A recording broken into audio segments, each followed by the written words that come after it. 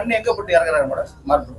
என்னது இறந்தவர் வந்து கவர்மெண்ட் சொல்றாரு கண்ணு இங்க போட்டு பின்னாடி இருந்து தான் சுட வேண்டியதா இருந்தது. ஏன்னா இவர் வந்து முன்னாடி இன்ஸ்பெக்டர் தள்ளிடுறாரு, எஸ்ஐ தள்ளிடுறாரு, எஸ்ஐ அசால்ட் பண்றாரு, பின்னாடி இன்ஸ்பெக்டர் ஓடி வந்துட்டு இருக்காரு. எஸ்ஐக்கு ஏதாவது ஆயிடும்னு சொல்லிட்டு பாதுகாப்பு நிமித்தமா அவர் வந்து சுட்டுறாரு.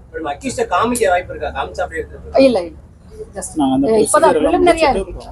எப்படி உங்களுக்கு எல்லா போட்டோஸ் மற்ற எல்லா இன்ஃபர்மேஷனும் செகண்ட் இதுல நான் உங்களுக்கு மேடம் அந்த சிட்டியார் கடை பகுதியில கண்டெய்னர் நிறுத்தப்படுறதுக்கான காரணங்கள் என்ன மேடம்?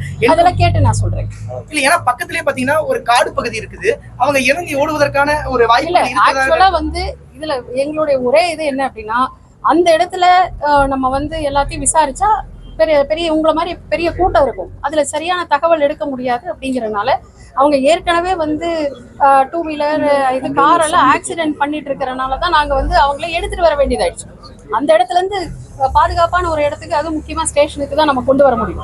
அதனால அது அங்கிருந்து மூவ் பண்ண வேண்டி இருந்தது. அவ்வளவுதான். அதுக்கப்புறம் மூவ் பண்ணும்போது அந்த திறக்கிறதுக்கான வாய்ப்பு, ஏன்னா காவல் நிலையத்திலேயே நம்மள வந்து அவங்க திறந்து விசாரணை பண்ணலாம். அந்த இடத்தில் அங்க திறக்க வேண்டிய காரணம் என்னன்னா, உள்ள ஆள் இருக்கிறது அது வரைக்கும் எங்களுக்கு தெரியாது. அதுக்கு அங்கிருந்து அவன் அந்த கண்டெய்னர் டோரை அடிக்கிறதுனாலதான் நம்ம வந்து திறக்க வேண்டிய ஒரு சூழ்நிலை வந்து. அப்பதான் நமக்கு உள்ள யாரோ இருக்காங்க தெரியாது. திறந்தவங்க வெளியே வந்தாங்கன்னா அதனுடைய இது வேற மாதிரி இருக்கும் இல்லையா?